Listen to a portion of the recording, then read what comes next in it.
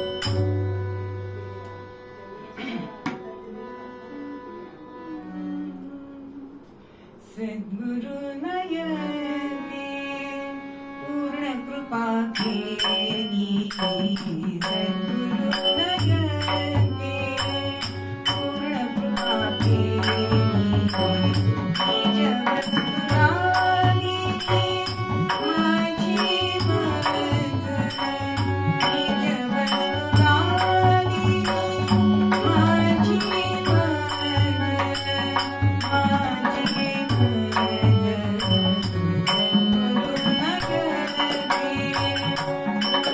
मज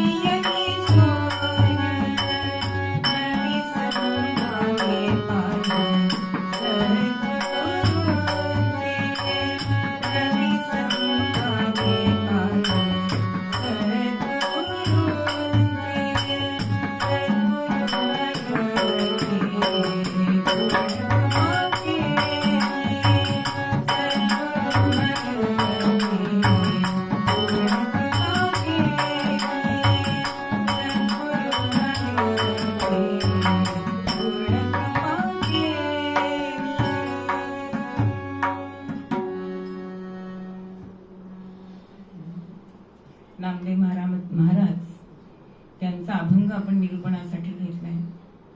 आजचं जे चरण आहे ते माझे सुख मज दावी अले डोळा, विधली प्रेम कळा ज्ञान मुद्रा. आता मनुष्य प्राणी जन्माला आला की त्याला सुख हवं असतं.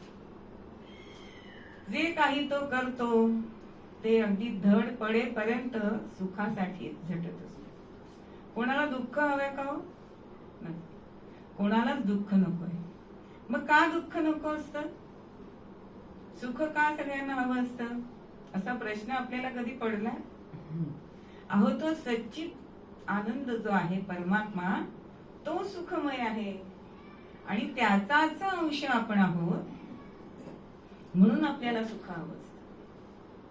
बघा, नदी ही कधी समुद्र हिमालयाकडे जाते का हो? कधी उगमस्थानी जात नाही, पण ती कोणत्या मार्गाने जाते? समुद्रालाच मिळते, कारण तिचं मूळ रूप समुद्र आहे. बघा, जलचक्र आपल्याला आपण शिकलेलो शाळेमध्ये की पाण्याची वाफ होते, मग त्याचे ढग होतात, मग त्याला पुन्हा गारवा लागला की पाणी पडतं आणि ते पुन्हा नदीतून. म्हणजे नदीचं मूळ रूप जे आहे ते समुद्र आहे आणि म्हणून ती तिथे त्याच्या भेटीसाठी, त्याच्याशी एकरूप होण्यासाठी जाते. आणि म्हणून आपल्याला सुद्धा सुख का हवं असतं? ते तेवढ्यासाठी हवं असतं, कारण तो परमात्मा सुखमय आहे. मग असं हे सुख आपण फक्त विषयांमध्ये, पुन्हा पुन्हा हा विषय येतोय कारण आपण त्याच्यामध्येच रमत असतो, म्हणून विषयांमधलं सुख हे आपल्याला भुरळ पाडत असत. बघा, अगदी एक जुनं गाणं आहे, सुख आले माझ्या दारी, सुख आले माझ्या दारी, मज काय पुढे या संसारी, मज काय पुढे या संसारी, सुख आले माझ्या दारी, सुख आले माझ्या दारी.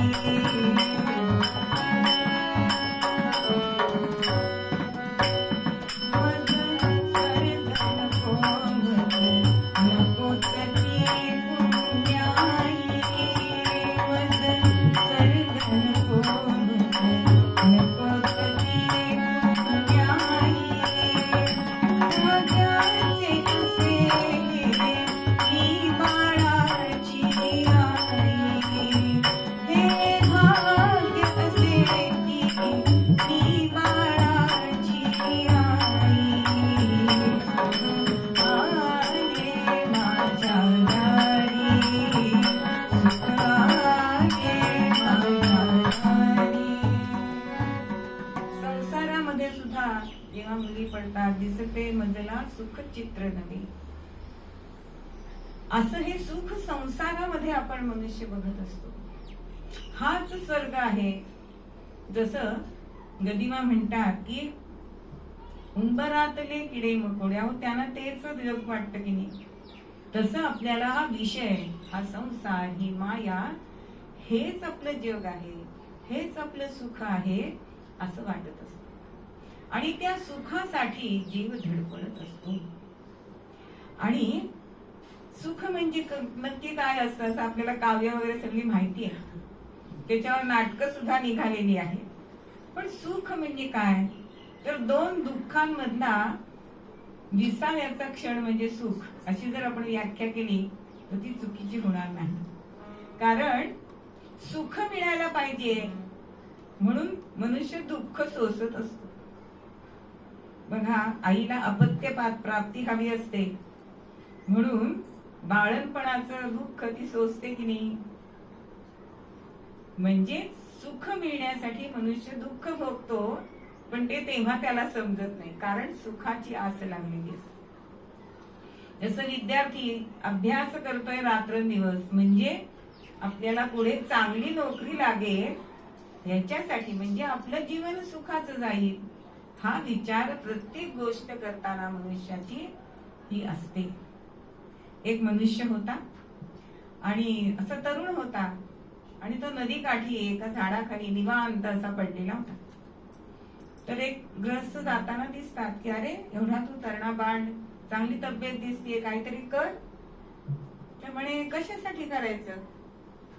तो म्हणतो मनुष्य तो जो उपदेश करायला, कारण फुकटचे सल्ले देणारे पुष्कळ असतात.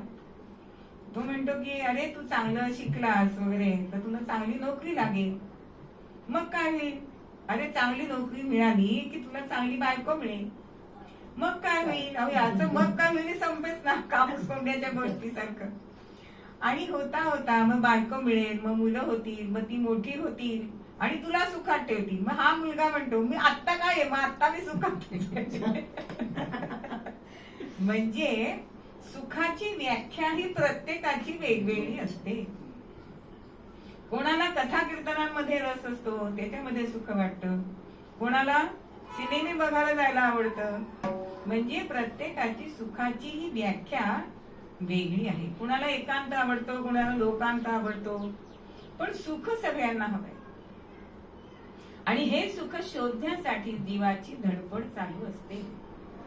मग असा एक खूप जुना दृष्टांत आहे की एक मनुष्य जंगलामधनं चालत असतो, कारण तेव्हा सगळे मजल दरमजल करत पायी प्रवास करत असत आणि कुठेतरी जंगल लागत असे. आता सगळी सिमेंटची जंगल लागतात ती सोडून द्या, पण अजूनही अशी जंगल आहेत.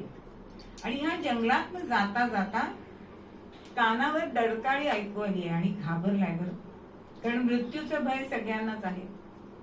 आता त्या वाघापासनं वाचण्यासाठी म्हणून हा झाडावर चढतोय.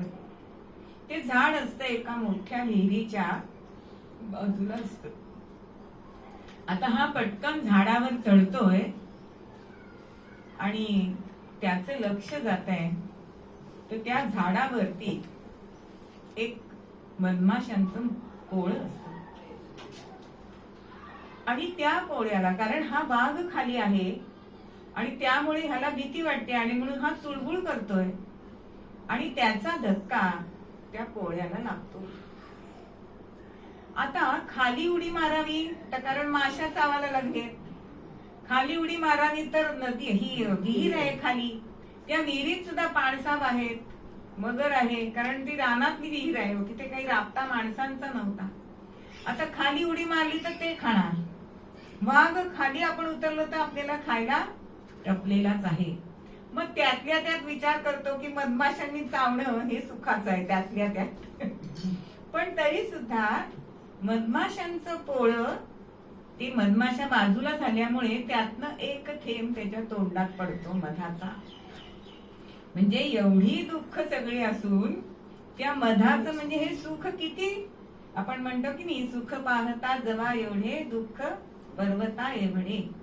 पण तरी सुद्धा दुसरा थेंब माझ्या तोंडात पडतोय का, म्हणजे मरणाच्या दारात आहे, तरी सुद्धा सुख हवाय. असा हा जीव प्राणी आहे. म्हणून ह्या सुखासाठी आपण तळमळत असतो. पण हे खरंच सुख शाश्वत आहे का, ह्याचा आपल्याला विसर पडतो. आपण पुन्हा पुन्हा संसारामध्ये जगत असतो, ते सुख शोधत असतो आणि आपला मार्ग बदलून जातो. म्हणून एका ओळीमध्ये असं म्हटलंय, सांडोनिया आत्मसुख, सांडोनिया आत्मसुख, सामर्थ्य वांछित तो मूर्ख, तपा करी राज्य, राज्य मिळता नरकवास.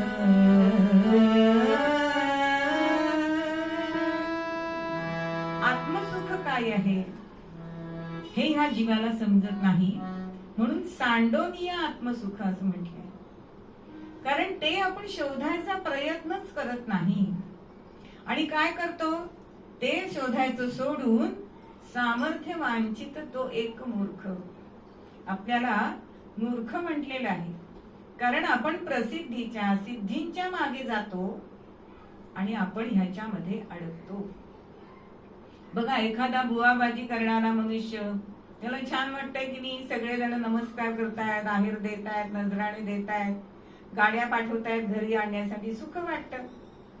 पण हे सुख खरोखरच आहे का? ज्यावेळी दिंग बाहेर पडेल त्यावेळी तुमचं काही खरं नाही, मग तुरुंगात रवानगी होते. आपल्याला उदाहरण माहिती, तिथे बोलायची ती जागा नाही. पण असं जर आपण आत्मसुख सोडून दिलं तर आपली काय अवस्था होते, ती तपा करी राज्य. म्हणजे ते मिळेपर्यंत आपण कष्ट घेत असतो. अहो, ते जादू शिकतात ना, त्याच्यासाठी कष्ट घेतायत, ते नाही घेत असं नाही. पण मार्ग चुकलेला आहे ना. मग हे मार्ग चुकायला नको, कारण हा मार्ग चुकला की राज्य करिता नरकवास. आज एक तरी, म्हणजे मोदींचं उदाहरण सोडून द्या, पण तरी सुद्धा त्यांना बोलणी खावी लागतातच आहे, निंदा सहन करावी लागतीये. पण खरोखरच जे खुर्चीवर बसले त्यांना रात्री सुखाची झोप लागत असेल का? कारण दोषारोप हे होणारच आहे. मग अशा ठिकाणी आपण जायचं का, हा आपण विचार करायला पाहिजे आणि खरं आत्मसुख शोधायला पाहिजे. रोहिदास सुद्धा असं म्हणतात की एकदा, कारण त्यांचे आपण बघितले की अनेक शिष्य होते, राजे त्यांचे शिष्य होते. आणि एकदा त्या राजाने असं विचारलं की खरं राज्य कसं असायला पाहिजे, कारण प्रत्येकाला असं वाटतं की आमच्यासारखं राज्य असायला पाहिजे. पण खरी संकल्पना जी समर्थांनी केली की रामराज्याची, ही कोणालाच नकोय, हुकुमशाही सगळ्यांना हवी. पण तो राजा आपल्या गुरूंना म्हणजे रोहिदासांना विचारतो की कसं असायला पाहिजे राज्य. तेव्हा रोहिदास सांभार सांगताय, ऐसा राज्य चाहूं मैं, ऐसा राज्य चाहूं मैं, जहां सबन मिले अन्न, ऐसा राज्य चाहूं मैं, जहां मिले सबन को अन्न, छोटे बड़े सब एक ही बैसे, छोटे बड़े सब एक ही बैसे, रोहिदास हो प्रसन्न, राम गोविंद करे, भजो रे भैया राम गोविंद करे, भजो रे भैया राम गोविंद करे. राम, त्या राजाला रोहिदास उत्तर देत आहे की असं राज्य असायला पाहिजे की भुकेसाठी कोणी तळमळाला नाही पाहिजे, सबको मिले अन्न. आणि लहान मोठा हे सगळे एके ठिकाणी जर आले, एकत्र बसले, तरच रोहिदासाला प्रसन्नता होईल. म्हणजे त्यांनी त्या राजाला असा उपदेश केला की तुझ्या राज्यात कसं असायला पाहिजे, तो बेगमपूर असायला पाहिजे. आता बेगम म्हणजे आपल्याला वाटतं की त्यांची पत्नी, पण बेगम, गम म्हणजे दुःख, दुःखारहित म्हणजे सुखाचं राज्य असायला हवं असेल तर सगळ्यांसाठी समानता असायला पाहिजे. हा उपदेश रोहिदास तांबार करताय. मग असा उपदेश जरी केला तरी तो आणायला पाहिजे ना अंमलामध्ये. नुसतंच बोलाचीच भात बोलाचीच कढी असलं तर चालत नाही. म्हणून जे संत आपल्याला सांगतात त्याच्याकडे आपण कानाडोळा करायचा नाही. मग संत आपल्याला, सद्गुरू आपल्याला काय सांगतात की ते आत्मसुख मिळवा. म्हणून माझे सुख मज दावी येले डोळा. सद्गुरू काय करत असतात की आपल्याला जे आपलं हित आहे, आपलं सुख आहे ते आपल्याला दृष्टीने दाखवत असतात. आणि ह्याच्यासाठीच सगळे संत सुख कशात आहेत हे सांगत असतात. कारण झोपी गेलेल्याला जाग करणं सोपं असतं, पण जे झोपेचं सोंग घेतलंय त्यांना जाग करणं हे संतांचं काम आहे. आणि म्हणून संत सतत आपल्याला जागत ठेवत असतात की अरे असं करा, असं करा. म्हणून नामदेव महाराज एका ठिकाणी म्हणतात,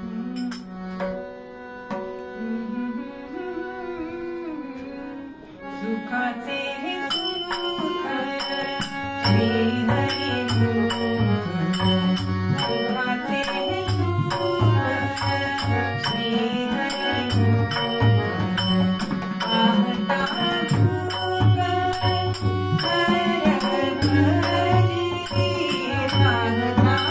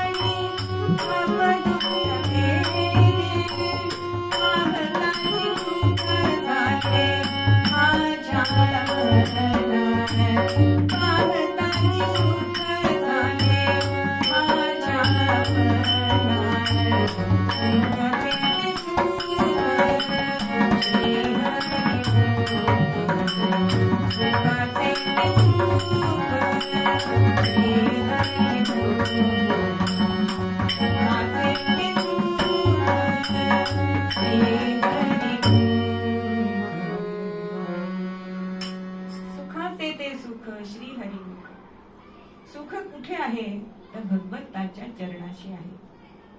आणि भगवंत आणि सद्गुरु हे दोन्ही सारखेच आहेत. गुरु तोची देव असं म्हटलेलं आहे.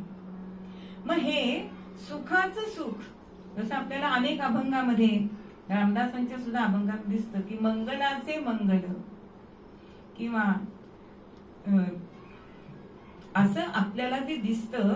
म्हणजे जे चांगलं आहे त्याच्यातलं चांगलं, तसं हे सुखाचं सुख आहे. म्हणजे सुख आहे सगळ्यांना आवडतं, पण त्या सुखाचं सुख काय आहे तर हे श्रीमुख आहे. म्हणजेच तो पांडुरंग परमात्मा हे सुखाचं निधान आहे. मग का निधान आहे सुखाचं, त्याचं उत्तर ते पुढच्या ओळीमध्ये देत आहे की पाहता भूक हरपली. ज्याच्याकडे बघितल्यानंतर तहान भूक हरपते असं हे सुख आहे. नामा म्हणे पाप ताप दुःख गेले. ह्याच्या नुसत्या दर्शनाने सुद्धा आपलं पाप जळून जातं, ताप नष्ट होतात, दुःख बाजूला जातं. कारण दुःख हे कोणाला नको आणि ते त्याच्यापाशी नाहीच आहे. मग अशा या भगवंताचं जर तुम्ही नामस्मरण केलं, म्हणून ह्या अभंगामध्ये 3 वेळा सुख आहे शब्द, सुखाचे सुख. आणि शेवटच्या चरणामध्ये सुद्धा सांगतायत की हे सुख मी कसं आहे मी सांगू शकत नाही. म्हणजे शब्दातीत असणारा असा हा परमात्मा हा सुखाचा आहे. म्हणून तेच एका अभंगामध्ये आपल्याला सांगतात,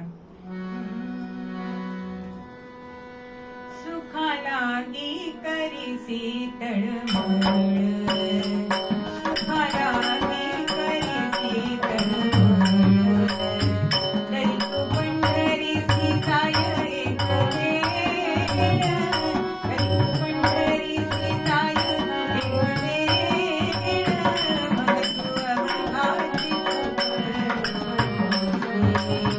मग तू अवघाची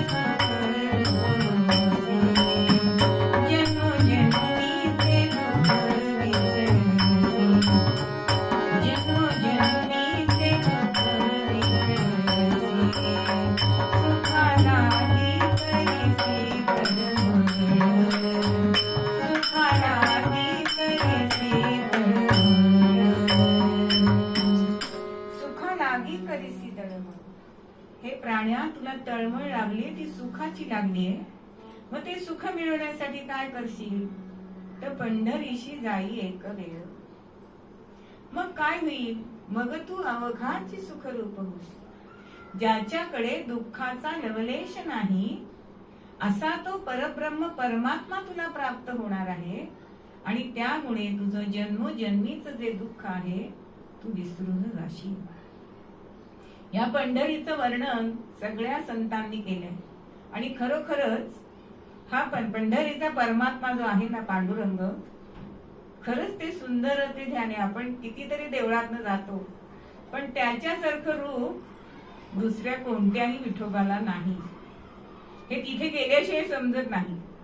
सगळ्या मूर्ती छान असतात, आपण त्यांना भावपूर्ण बघत असतो, पण या संतांना त्यांनी काय भूल पाडलीये ती त्यांच्या अभंगातनं अनुभवातनं आपल्याला दिसते.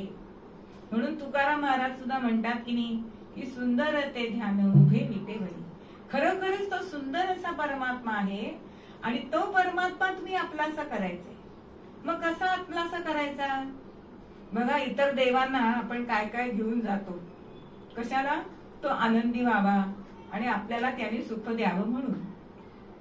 बघा, बालाजीला जातो आपण, त्याला काय देतो? ते बुंदीचे लाडू खरेदी करतो आणि 150-150 रुपयाला लाडू आहे कमीत कमी. आणि शिवाय बारीसाठी पैसे, तुम्हाला लवकर दर्शन हवं असेल तर 5-5 हजार सुद्धा भरावे लागतात. म्हणजे त्याला आवडतं ते आपण देतो. आता अंबाबाईच्या देवळामध्ये गेलो तर आपण तिला ओटीचं सामान देतो, चणे फुटाणे वगैरे असं काय काय देतो. पण तरी सुद्धा स्त्रियांना तिथे ओटी भरता येत नाही बरं का. त्या पुजाऱ्यांनाच ते आपलं ताट द्यावं लागतं. म्हणजे खरा आनंद मिळतो का आपल्याला? मग असं कधी कधी वाटतं की अरे, खऱ्याच स्त्रीची एखाद्या ओटी भरावी अंबाबाई समजून, म्हणजे आपल्या मनाला सुख लाभेल. आता गणपतीच्या इथे गेलो तर आपण त्याला दुर्वा, लाल फूल वगैरे असं नेतो, मोदकांचा नैवेद्य दाखवतो. मी या पंढरपूरच्या पांडुरंगाला काय न्यायचो?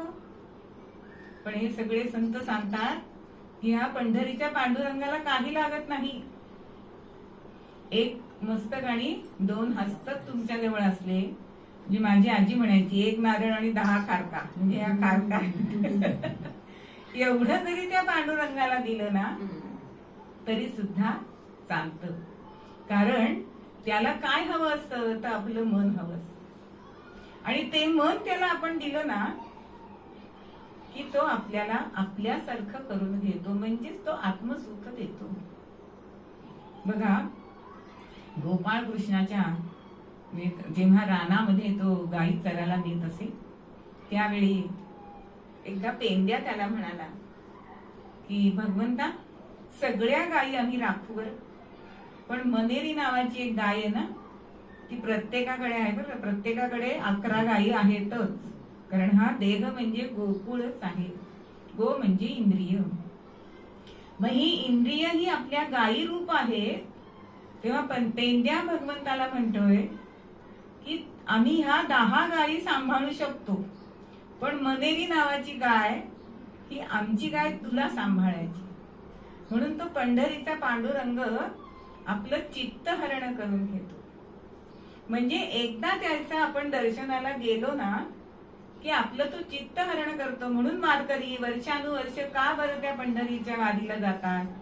कारण त्यांचं चित्त त्यांनी आपल्याकडे ठेवलंय. ते मनेरी गाय आपल्याकडे ठेवली. आपण बघितलं की मन हे इतकं चंचल आहे की जसा एखादा भुंगा सगळ्या फुलांवर बसतो आणि कुठे कुठे मकरंद मिळतं तर सगळं त्याला हवा असतो, तसं विषयांवरती आपली ही इंद्रिय बसतात, मन बसतं आणि आपण त्या सुखामध्ये जातो. पण ते सगळं सुख हे नश्वर आहे, कारण त्याच्यातनं जरी त्या क्षणी आपल्याला आनंद मिळाला ना तरी त्याचा परिणाम दुःखदायक आहे.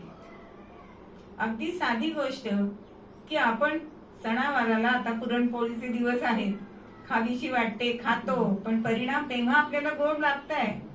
पण डॉक्टर सांगतात की नाही तुम्हाला खाता येणार नाही. म्हणजे माझी एक मैत्रीण आहे, शुगर तपासून यायची आणि मग नवरा बायको पुरणपोळी करायची की नाही ठरवायची. म्हणजे हे जरी जिभेला सुख वाटत असलं तरी त्याचा परिणाम हा दुःखकारी आहे.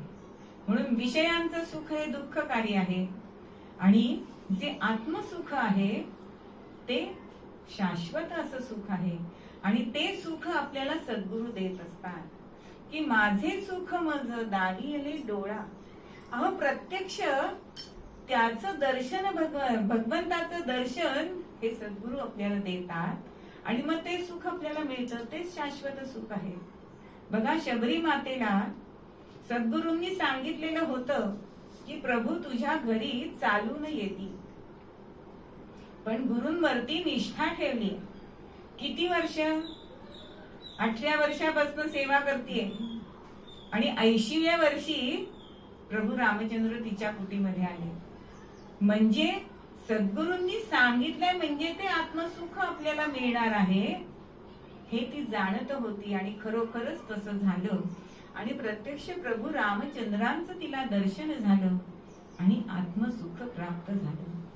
म्हणजे अशी कितीतरी उदाहरणं आहेत की आत्मसुख सद्गुरूंनी प्राप्त करून दिलंय. आपण आतापर्यंत जी शिष्यांची चरित्र पाहिली त्याच्यामध्ये सद्गुरूंनी त्या त्या शिष्यांना, म्हणजे वीणा स्वामी असू देत, कल्याण स्वामी असू देत, कितीतरी दत्त दर्शन काल आपण बघितलं. अहो हे आत्मसुखच आहे आणि हे आत्मसुख सद्गुरूंशिवाय कोणी तुम्हाला देत नाही. आणि म्हणूनच सद्गुरूंशी आपण तिथे अनन्य व्हायचं आहे.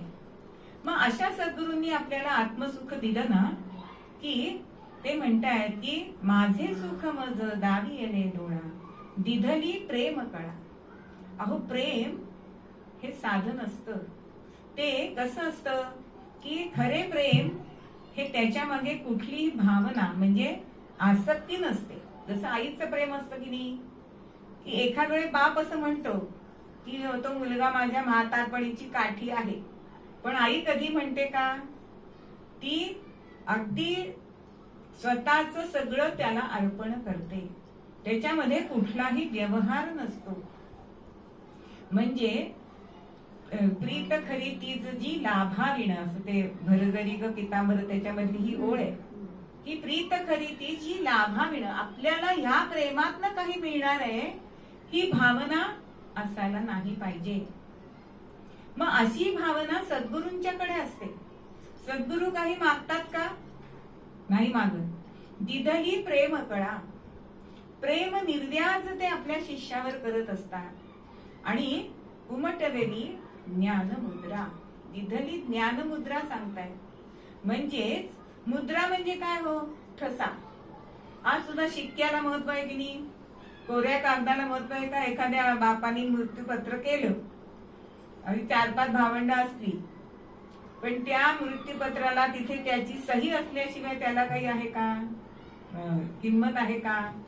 म्हणजे शेवटी मुद्रा असायला पाहिजे. जसं एखादा राजा, त्याचा शिक्का असल्याशिवाय किंवा एखाद्या कंपनीचा बॉस असेल त्याची मुद्रा असल्याशिवाय तो कागद पुढे वजनदार होत नाही. तशी ही ज्ञानमुद्रा आहे. मग सद्गुरू आपल्याला ही ज्ञानमुद्रा आपल्या मनावर ठसवताय. अहो नुसतं लिहिलं आणि ठसा मारलं त्याच्यामध्ये फरक आहे. मी नुसती सही केली चेक वरती आणि त्याच्यामध्ये थोडी जरी बिघाड झाला तो चेक वाटतो का? नाही वाटत. तसं सद्गुरूंची तिथे सही झाली तर भगवंत तिथे त्याला सहज आपलासा करून घेतो त्या शिष्याला. म्हणजेच भगवंताची आणि शिष्याची गाठभेट, जीवाशिवाची एकरूपता हे सद्गुरू करत असतात. आणि त्या ज्ञान मुद्रेने, कारण ज्ञान हे आत्मज्ञान देणारे सद्गुरू असतात. आणि ते आत्मज्ञान एकदा आपल्याला झालं की सगळं जग हे नश्वर आहे असं आपल्याला वाटू लागतं. म्हणजे त्यावेळेला ज्ञानेश्वर महाराजांवर निवृत्तीनाथांनी कृपादृष्टी केलीये. त्यावेळेला सुद्धा पंढरपूरला ते जेव्हा गेले त्यावेळेला त्यांना ते रूप भगवंताचं वेगळं वाटलं की नाही. ज्या वेळेला विसोबा खेचरांनी कृपा केली नामदेवांवरती तेव्हा पांडुरंगामध्ये चराचर दिसायला लागलं की नाही. म्हणजेच ह्या चराचरामध्ये भरलेला भगवंत दिसणं ही ज्ञान वृत्ती जी आहे ती आपल्या शिष्याला हे गुरु देत असतात. आणि म्हणून माझे सुख मज दावी आले डोळा, अहो याची देही याची डोळा असं म्हणतात की मोक्ष मेल्यानंतर मिळतो. पण पंढरीला गेलं की हे संत सांगतात की तुम्हाला जिवंत असताना मोक्ष मिळतो, कारण ती वैकुंठ नगरी आहे. जेव्हा नव्हते चराचर तेव्हा होते पंढरपूर असा नामदेवांचा अभंग आहे. की जेव्हा रचिली पंढरी तीच वैकुंठी नगरी. मग वैकुंठ नगरी नंतर भगवंतानी निर्माण केलेली आहे.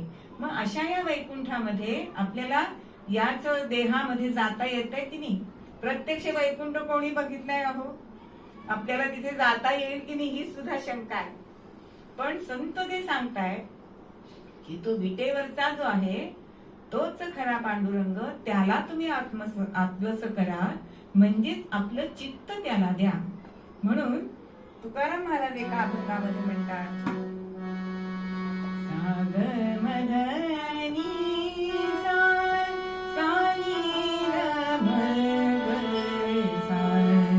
पंढरी सितारे आल्या पंढरी सितारे आल्या दीनांचा सुंदरा पांडुरंग दीनांचा सुंदरा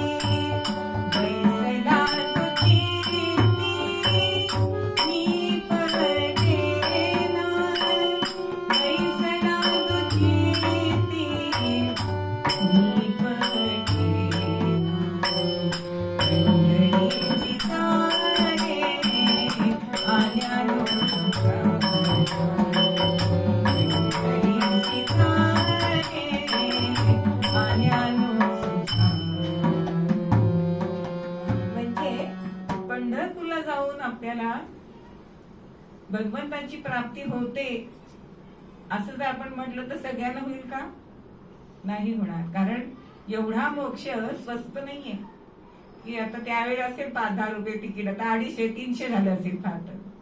पण एवढ्या अल्प मोलामध्ये हा मोक्ष मिळत नाही. मग तो पांडुरंग प्रत्येक वारकऱ्याला विचारत असतो बरं का, की तुला हे माझं निर्गुण निराकार रूप दिसणार नाहीये, पण तू सद्गुरूंच्या सहवासामध्ये जर राहिलास तर मी त्यांच्या सामर्थ्याने मी सगुण साकार होऊ शकतो. पण मी सगुण साकार कधी होणार? तर तुला माझे सगळे भक्त भेटायला पाहिजे, म्हणजे संत भेटायला पाहिजे. मग तुला माझे गोरोबा भेटले का? कसे भेटतील? आयुष्यभर काळी कामं केली असतील तर गोरोबा भेटणार नाही. चोखोबा भेटलीत का? चोख काम जर आपण आपलं कर्तव्य केलं नाही तर चोखोबा भेटणार नाही. निवृत्तीने भेटले का? अहो आसक्तीच सुटत नाही संसारातली, तर निवृत्ती महाराज आपल्याला कसे भेटले? ज्ञान, अहो ज्या वेळेला निवृत्ती होते त्यानंतर त्या भावंडांची नावं सुद्धा बघा, निवृत्ती झाल्याशिवाय ज्ञान होत नाही. आणि ज्ञान मिळाल्यानंतर सोपान आहे, म्हणजे जिना आहे. कशासाठी? मुक्ताईसाठी, म्हणजे मोक्षासाठी. अशी ह्या भावंडांची नावं आहेत. मग माझी जनाई भेटली का? मग जनाई याचा अर्थ काय? तर जनामध्ये मला बघणं हीच खरी ह्या संतांची देणगी आहे. सगळे संत सगळ्यांमध्ये माझं रूप बघतात, म्हणून ह्या सगळ्यांच्या सहवासात, यांच्या संगतीमध्ये तू राहा, म्हणजे तुला तुझं आत्मसुख मिळणार आहे. नाहीतर माझं दर्शन तुला अप्राप्य आहे. म्हणून ह्या संतांनी जी आपल्याला नाममुद्रा दिली आहे, ती नाममुद्रा आपल्या हृदयावर कायम स्वरूपी कोरली पाहिजे. म्हणजे हल्ली टॅटू काढतात बघा, आणि ते निघता निघत नाही. म्हणजे एका माझ्या भक्तीच्या मैत्रिणीला त्याची अलर्जी आली. अहो ते काढायला 7,000 रुपये खर्च आला आणि तरी त्रास झाला तो केली. मग ते जसं निघत नाही एकदा गोंदवलेलं, तसं ही नाममुद्रा आपल्या हृदयात ती गोंदवून घेतली पाहिजे, तरच आपल्याला ते आपलं आत्मसुख आहे ते सद्गुरु देतात. आणि हेच आपल्याला मूळ पद्यामध्ये रामदेव महाराज सांगतात. सद्गुरु नायके पूर्ण कृपा केली, सद्गुरु नायके पूर्ण कृपा केली, निज वस्तुला दिली माझी मन, निज वस्तुला दिली माझी मन.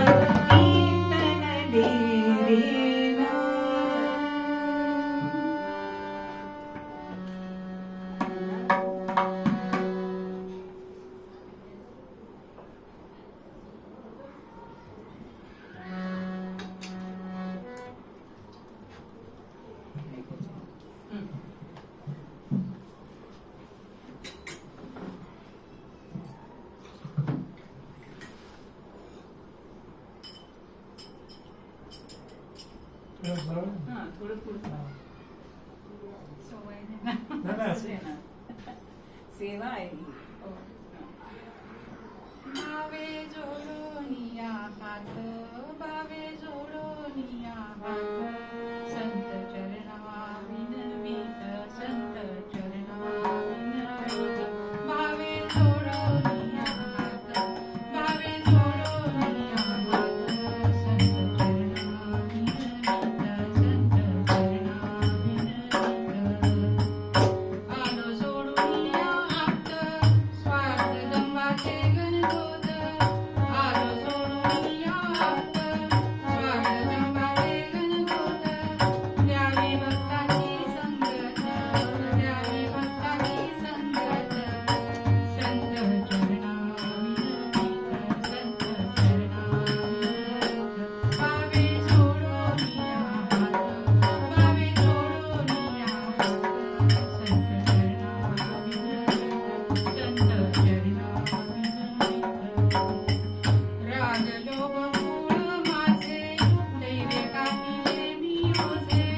राजलोभ मूळ माझे, दैवे कापिले मी ओझे. मज देवाच्या पदरात, मज देवाच्या पदरात, संत चरणा विनवित, संत चरणा विनवित. बावे जोडोनिया हात, बावे जोडोनिया हात, संत चरणा विनवित, संत चरणा विनवित. सुटो नश्वराचा मोह, जाओ समूळ संदेह. सुटो नश्वराचा मोह, जाओ समूळ संदेह. जागो देव हृदयात, जागो देव हृदयात, संत चरणा विनवित, संत चरणा विनवित. बावे जोडोनिया हात, बावे जोडोनिया हात, संत चरणा विनवित, संत चरणा विनवित. सुखे जाई नोमधारी, देव घेऊनी अंतरी. सुखे जाई नोमधारी, देव घेऊनी अंतरी. सांभाळाओ दीन भक्त, सांभाळाओ दीन भक्त, संत चरणा विनवित, संत चरणा विनवित. बावे जोडोनिया हात, बावे जोडोनिया हात, संत चरणा विनवित, संत चरणा विनवित, संत चरणा विनवित.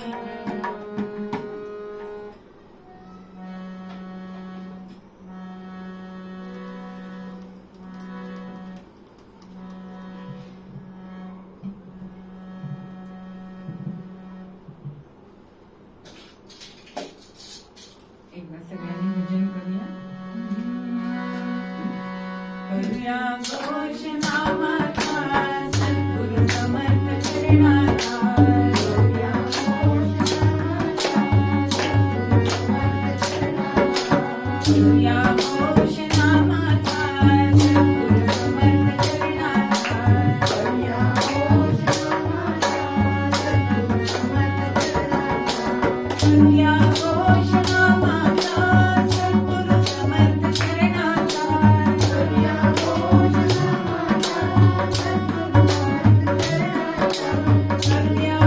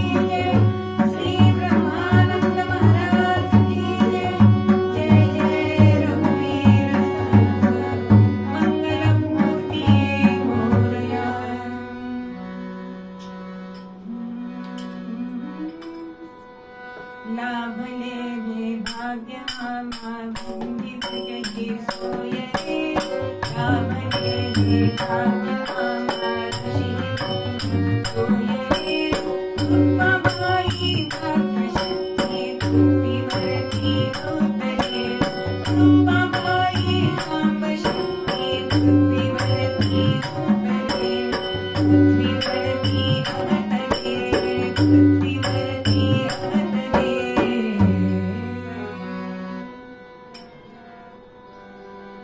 भाग्याने आपल्याला अपत्य प्राप्ती होत असते.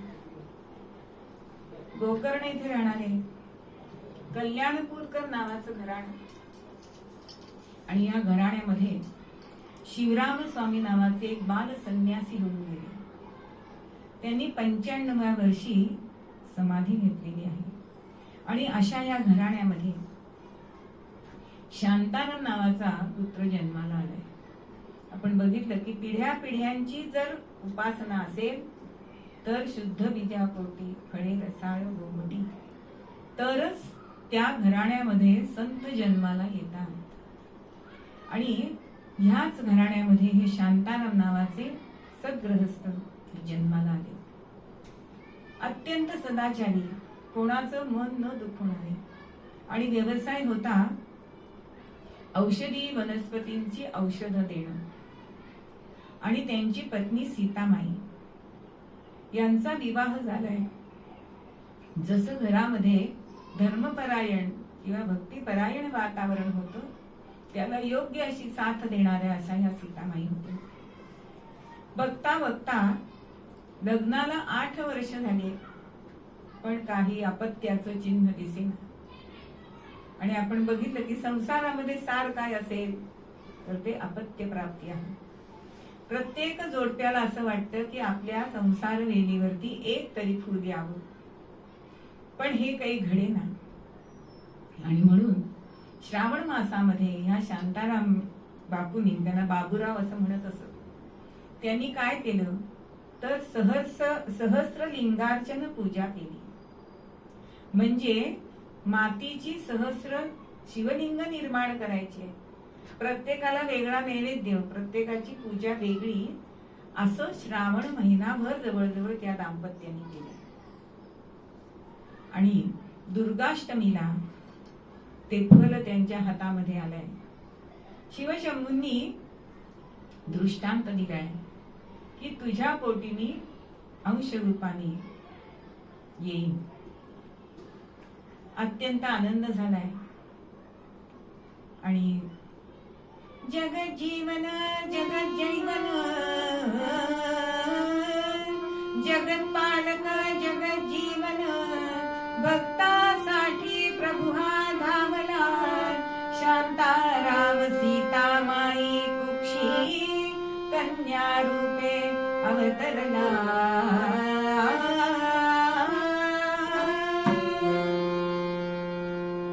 योग्य समयी या सीतामाई गर्भवती राहिले आणि ऋषी पंचमीच्या दिवशी अपत्य प्राप्ती झाली. 1907 साली कन्या रत्न प्राप्त झालाय. शांताराम बापूंना असं वाटलं, बाबूरावांना, की शंकरांनी आशीर्वाद दिलाय. प्रत्येकाला मुलगा हवा असतो, तो विषयच वेगळा आहे.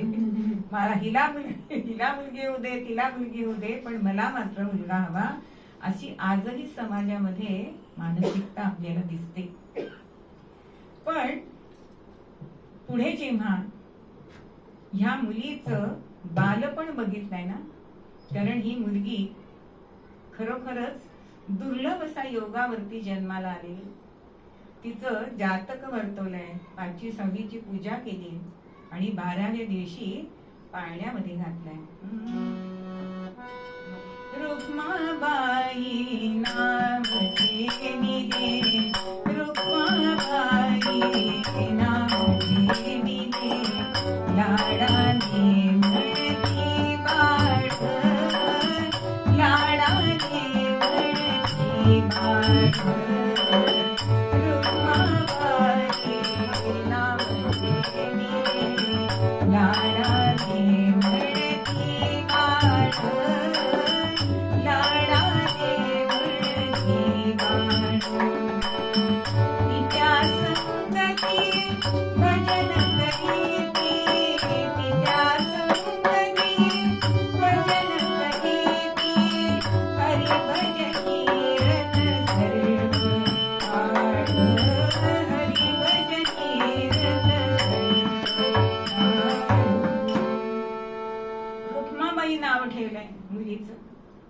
पण लाडाने वडील तिला बाळ म्हणत असत आणि पित्या संगे भजन करावं. मग कधीतरी त्या भजनावर नाचावं, कधी टाळ वाजावे, बोबड्या बोलांनी ते भजन म्हणावं. पण सदा सर्व काळ त्या भजनामध्ये ती दंग असायची. आणि मूल पहिल्यांदा जेव्हा बोलायला लागतं तेव्हा बा बा बा बा असं म्हणतं. पण ह्या मुलीनी पहिला शब्द उच्चारलाय तो हरी उच्चारलाय. आणि मग त्यांना असं वाटलं की मुलगी असली तरी सुद्धा ही काहीतरी वेगळी आहे, कारण शंकरांच्या प्रसादाने झालेली आहे. मग वडिलांबरोबर ती औषधांची वनस्पती शोधण्यासाठी जात असे. मग त्या सागर किनाऱ्यावरती शंख शिंपले जमा करायची, शिवलिंग तयार करायची, त्याच्यावर त्या शिंपल्यांनी त्रिपुंड लावल्यासारखं ते पूजन करायची.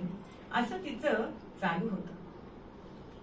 असे बरेच दिवस गेलेत आणि त्यांच्याकडे एक दिवस भिक्षा मागण्यासाठी एक योगी आलेत आणि त्या मुलीकडे त्यांनी बघितलंय, कारण ती भिक्षा मागायला आली. आणि तेव्हा त्या मुलीकडे बघून त्यांना असं वाटलं की आपल्या जोडीत जो श्रीकृष्णाची मूर्ती आहे ती श्रीकृष्णाची मूर्ती आपण ह्या मुलीला द्यावी.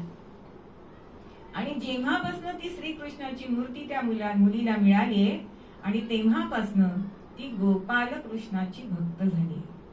म्हणजे इथे आपल्याला असं दिसतं की संत ईश तत्व एकच मानतात.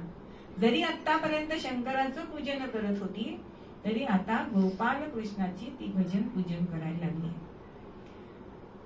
मोठी आली, मोठी झाली, साधारण 14-15 वर्षाची झाली आणि विवाह झालाय.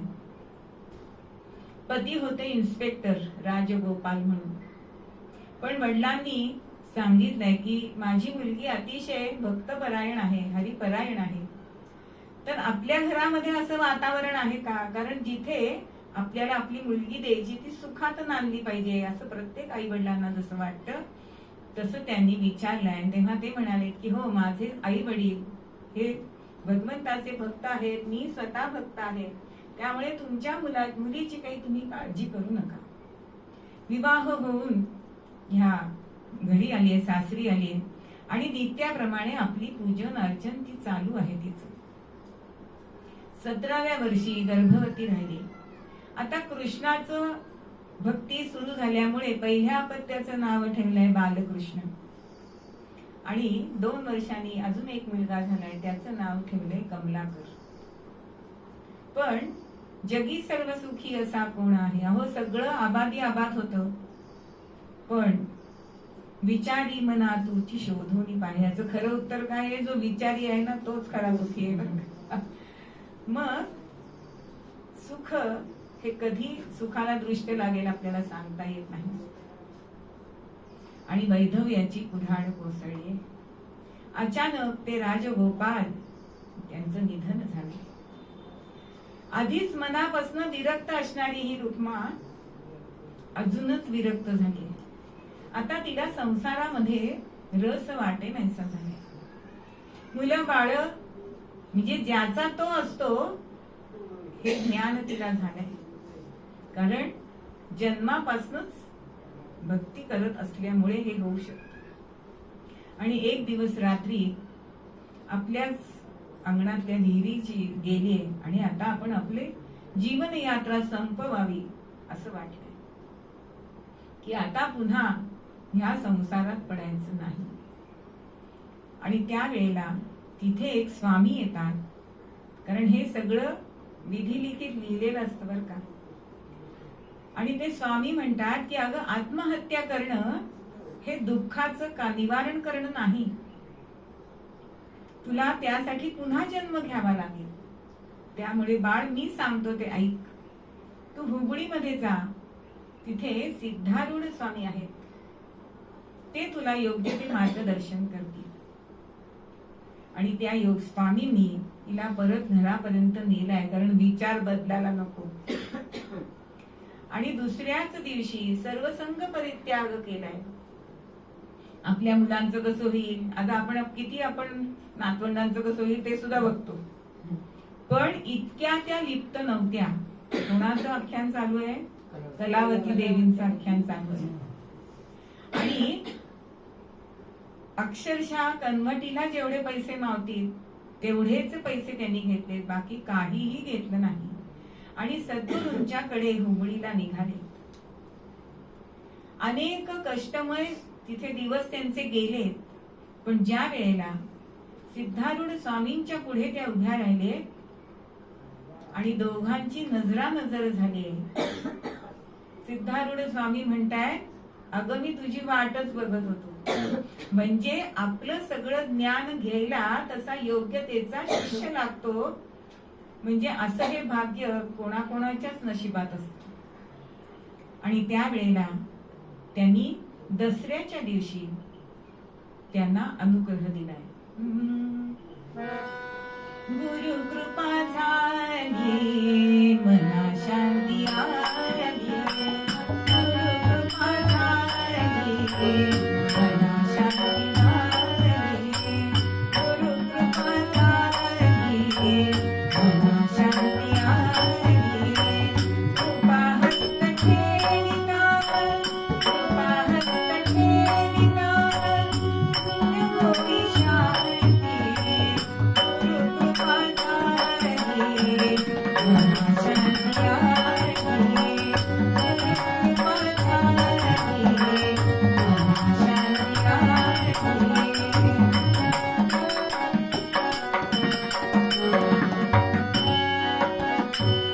कलावती ठेवी नाव, करी सांगली गोपण.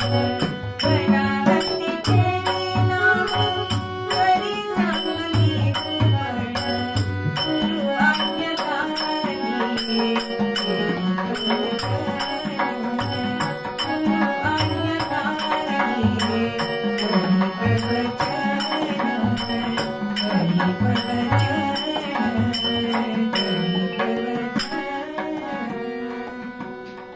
कृपा हस्त ठेवलाय आणि सगळं ज्ञान या रुक्माबाईला दिलाय. आणि कलावती असं नाव ठेवलंय. आणि त्या दिवशीच त्यांनी सांगितलं की बाळ, तुला आज प्रवचन करायचं. पण ज्या वेळेला कृपा हस्त ठेवला, 8 तास त्यांची समाधी लागलेली होती. आणि समाधीतून जागृत झाल्यानंतर त्यांनी सांगितलंय की आज तुला प्रवचन करायचंय. आता आपल्यासारख्या तर माझी तयारी नाही, अमक नाही, ढमक नाही, आपण कितीतरी कारण सांगतो. अहो साधं गान सेवा करायला सांगितलं तरी अगं बाई पाठ नाही, अगं किती आपण नाटकं करतो. पण जे मी सुद्धा केलंय बरं का, एकदा दादांनी मला दासनवमीला विचारलं की आज काय आहे. म्हणजे मला घरातून निघताना असं झालं होतं की आज आपल्याला दासनवमीची सेवा नाहीये. म्हणून मी माझी पदबिद काय गाडीवर येताना म्हणते तशी म्हटली. इथे आले प्रसादाला, दादांनी विचारलं, म्हटलं आज असं मी म्हंटल बरं का. पण मी जेवताना असा विचार केला की आपण एका श्लोकावर तर मनाच्या श्लोकावर बोलू शकतो ना अर्धा तास. असं झालं. आणि आम्ही दोघं 2 गाड्या घेऊन आलो होतो. हे 1:30 वाजता नातीला घेऊन जाणार वगैरे असं सगळं ठरलं होतं. आणि मी 4 वाजेपर्यंत थांबणार. आणि दादांना मी जेवण झाल्यानंतर सांगितलं की दादा मी श्लोकावर बोलू शकते बरं का, एकदम कसं नाही म्हणायचं, कीर्तनच हवंय असं सांगितलं. आणि 1:30 वाजता ते जाणार आहेत तर तुम्ही जा आणि नेहमी सारख्या 4:30ला या. मी चैतन्यात मला वाटतं होता. आणि ज्योती भोपळ्यांना सांगितलं साथीदार 4:30ला इथे हजर. आणि कीर्तन झालं. गेल्यावर माझं जे काय स्क्रिप्ट होतं ते वाचलं आणि दासनवमीचं कीर्तन झालं. म्हणजे ते जर पाठीमागे असले तर काही होऊ शकतं. म्हणजे आपण कधी कोणी सांगितलं तर नाही म्हणून नाही, आपल्याला ते येत आहे म्हणून सांगताय असा विचार करावा. तसं गुरु आज्ञा झालीये आणि कलावती देवींनी प्रवचन सुरुवात केले. लहानपणापासून कथा कीर्तन ऐकली आणि सोपा अभंग घेतलाय. नाम संकीर्तन साधन पैसोपे, जळतील पापे जन्मांतरीची. याच्यावर जवळजवळ 2.5 तास प्रवचन केले. आणि हा गुरुकृपा झाली ती 1928 साली. आणि 1929 साली आता माझा इथला कार्यभाग उरकलाय, आता सगळं तुला करायचंय म्हणून सिद्धारूढ स्वामींनी समाधी घेतली. मग कलावती देवींनी आपल्या आयुष्याची 45 वर्ष हा सगळा प्रसार आणि भक्तीचा प्रचार आणि प्रसार त्यांनी केलेला आहे. आज सुद्धा इतका परमार्थ निकेतन ही किती केंद्र आहेत, आपल्या तळेगावातच 4-5 तरी केंद्र आहेत. मग भारतभर अशी केंद्र आहेत, महाराष्ट्रात तर आहेतच आहेत. मग ह्या कलावती आईंकडे अत्यंत गुण होते बरं का, म्हणजे अत्यंत कमी गरजा होत्या. एकतर आज आपणच आपल्या किती गरजा वाढवून ठेवलेल्या आहेत आणि त्याचा आपल्यालाच त्रास होतो खरा म्हणजे. पण निजाला एखादी चटई, उशाला वीट, एक पाणी प्यायला मातीचं भांड आणि पाणी भरून ठेवायला पूर्वीचे एक रॉकेट जसे डबे मिळत असत तेवढं साठवणाचं एवढंच त्यांचं सामान होतं आणि एक पातळ दांडीवर वाळ टाकलेलं असायचं. अशा या कलावती देवी किंवा आई आपण त्यांना म्हणतो, त्या अत्यंत गुणी होत्या आणि तत्परतेने काम करत असत. म्हणजे एकदा त्यांच्याकडे गाडगे महाराज आलेले होते आणि त्यांनी त्यांच्या पुढे चिंध्या टाकल्या आणि याची मला गोधडी शिवून दे असं सांगितलं आणि ते गेले. आता आपण असतो तर शिवूया, कधीतरी होईल तेव्हा होईल. बरं, त्यांनी असं कधी सांगितलं नव्हतं की मी कधी येणार आहे, मी त्याच्या आत तयार ठेव, असं काही सांगितलं नव्हतं. आणि आपल्याला हे काम दिलंय तर आईंनी ती गोधडी शिवली आणि ते दुसऱ्याच दिवशी आले आणि ती गोधडी सुंदरपणे त्यांनी शिवून त्यांना दिलेली आहे. किंवा भूतदया किती होती अंगामध्ये, की ज्या वेळेला त्या कार्तिक स्नानाला जात होत्या नदीवरती, त्यावेळेला एक गरीब म्हातारे आजोबा कुडकुडत होते थंडीनी, तर आपल्या अंगातलं स्वेटर त्या क्षणी काढून त्यांनी दिलेला आहे. अशा कितीतरी त्यांच्या आपल्याला प्रसंग सांगता येतील. अत्यंत सिद्धी प्राप्त झालेल्या अशा होत्या, पण त्याचं अवडंबर नव्हतं. त्या नेहमी, कारण सिद्धारूढ स्वामींनी त्यांना सांगितलं की 6 महिने एकांत वास घे. म्हणजे सगळे गुरु असं सांगतात की जे तुम्हाला ज्ञान मिळालंय ना, ते ज्ञान पचायला पाहिजे. ते पचण्यासाठी काही गुरु तीर्थाटन करायला सांगतात, काही जण एकांत घ्यायला सांगतात. तसं सिद्धारूढ स्वामींनी यांना एकांत घ्यायला सांगितलंय. आणि त्यावेळेला ते जे स्तोत्र म्हणत असत आणि एक उदबत्ती लावत असत आणि त्याची जी रक्षा पडत असे ना, ती सुद्धा किती सामर्थ्यवान होती. तर एकदा त्यांच्याकडे एक स्त्री आली आणि त्यांना म्हणाली की माझी मुलगी आता 18 वर्षाची झाली आहे, पण बाकी सुस्वरूप असली तरी तिचा पाठीचा कणा वेडा वाकडा आहे, तर कसं तिचं लग्न जमणार. तेव्हा आई म्हणाल्या की तुम्ही तिला उपासनेला घेऊन या. आणि तेव्हा आई अंगणामध्ये रांगोळी काढत होती आणि ती रांगोळी काढताना ह्या बाईंनी सांगितलं, म्हणून त्या रांगोळीतलं ते हळदी कुंकू आणि काय अजून गुलाल वगैरे होतं ते त्यांनी एका पुडीत बांधलं आणि ती पुडी त्या बाईला दिली आणि सांगितलं की त्या मुलीला ह्याचं गंध करून पाठीला दररोज लावत जा आणि संध्याकाळी तिला उपासनेला घेऊन ये. आता त्या बाई म्हणाल्या मी आले तर नाही का चालणार. तेव्हा त्या म्हणतात अगं जिला झालाय ती नको का यायला. सगळं आईने करून होत नाही. आणि त्याप्रमाणे खरोखरच ते त्यांनी दिलेलं, त्या हळदी कुंकू आपल्या घरात पण आहे, पण आपल्यामध्ये ते सामर्थ्य आहे का. आणि खरोखरच 6 महिन्यात त्या मुलीचा कणा सरळ झाला. एक गोपीनाथ कुलकर्णी म्हणून एक होते आणि त्यांचं अत्यंत पोट दुखत असे. जवळजवळ 13 वर्ष पोटदुखीचा त्रास त्यांनी सहन केलाय. आणि एकदा त्यांनी सांगितलं की त्यांना सांगितलं की तुम्ही आईंकडे जा म्हणजे तुमचं बरं होणार आहे. ते आईंकडे गेले आणि त्याच रात्री त्यांनी सांगितलं, कारण सिद्धारूढ स्वामींची पुण्यतिथी होती त्यामुळे उत्सव होता, आज प्रसाद घेऊन जा. आता ह्या कुलकर्ण्यांना असं वाटलं की आता जेवलं म्हणजे झालं, आपलं पोट दुखतंय ते अजूनच दुखणार. पण आईंनी सांगितलंय म्हणून त्यांनी जेवले, प्रसाद घेतला आणि रात्री त्यांना स्वप्न पडलं. काय स्वप्न पडलं आणि ते स्वप्न बघून ते जागे झाले आणि त्या क्षणी आईंकडे गेले. सकाळी पहाटे उठल्यानंतर तर ते सांगतायत की मला असं स्वप्न पडलं की मला वांती होतीये आणि मी वांती करताना एक काळी सावली तिथे होती आणि मी वांती करून सगळं काय माझ्या मुखातनं सगळं काळं बाहेर पडलं आणि त्याबरोबर ती काळी मूर्ती निघून गेली. म्हणजेच तुमची जी संकट होतं, तुम्हाला जो त्रास होत होता तो गेला. म्हणजे नुसत्या स्पर्शाने सुद्धा इतक्या सिद्धी त्यांना प्राप्त होत्या, तरी सुद्धा कुठेही अवडंबर त्यांनी केलं नाही. मातृवत सगळ्यांना त्यांनी सांभाळलं. आजही त्यांच्या भक्तगणांना त्यांचे अनुभव येतात. अशा या कलावती देवींना जेव्हा सिद्धारूढ स्वामींनी आत्मसुख दिलं, त्यावेळेस त्यांच्या मनावरती जी नाममुद्रा मिळाली, उमटली, ती सद्गुरु देतात आणि सिद्धारूढ स्वामींनी सुद्धा ती दिली. कारण त्यांची सुद्धा योग्यता इतकी होती. ते 4 वर्षाचे असताना सगळेजण पोहायला गेले होते आणि पोहायला गेल्यानंतर एका मुलाला त्यांनी त्या पाण्यामध्ये खाली दाबून टाकलं. आता सामान्य माणसाला काय वाटणार की ह्यानी याला बुडवलं, म्हणून त्याची आई आली, धावत आली आणि ह्या मुलाला बोल लावायला लागली. तेव्हा तो वेदांत सांगू लागला की तुमचा मुलगा जिवंत आहे, तो आनंद रूप आहे, असं तो 4 वर्षाचा मुलगा सांगतो. इतकी सिद्धी ह्या सिद्धारूढ स्वामींना सुद्धा होती. आणि असे हे कलावती आईंचे सद्गुरु की त्यांनी त्यांचं सुख काय आहे ते त्यांना दिलं. आणि हेच तर आपल्याला मूळ पद्यामध्ये सांगतायत नामदेव महाराज की स्वामी सद्गुरु काय करतात, तर आपलं सुख, आत्मसुख ते आपल्याला देतात, प्रेमाने देतात आणि त्याची नाममुद्रा आपल्या हृदयावर ठसवतात. सद्गुरु नायते पूर्ण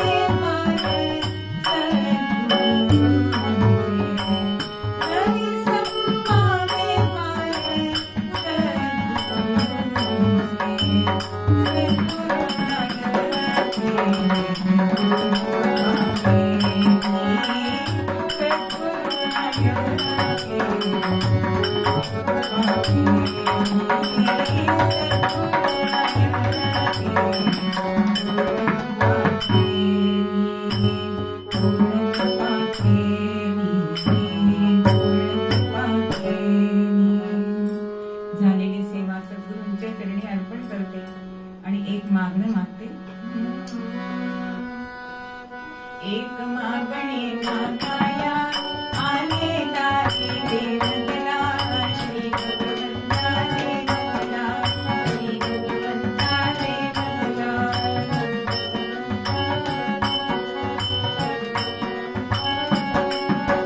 नाम तुझे हे स्मरण्याला, नाम तुझे हे स्मरण्याला, शांती देई चित्ताला. श्री भगवंता देवला, श्री भगवंता देवला.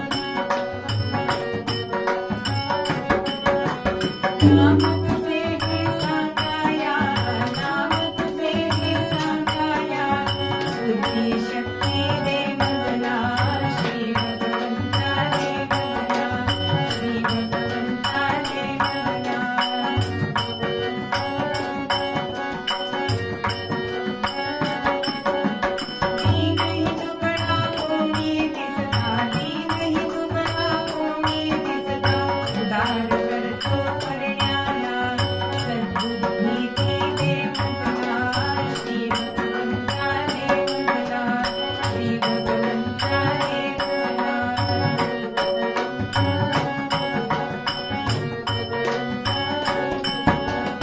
एक मागणी मागाया, एक मागणी मागाया, शाही आली एक भला. श्री भगवंता एक भला, श्री भगवंता एक भला, श्री भगवंता एक भला. इच्छितान देवा देवा तुझा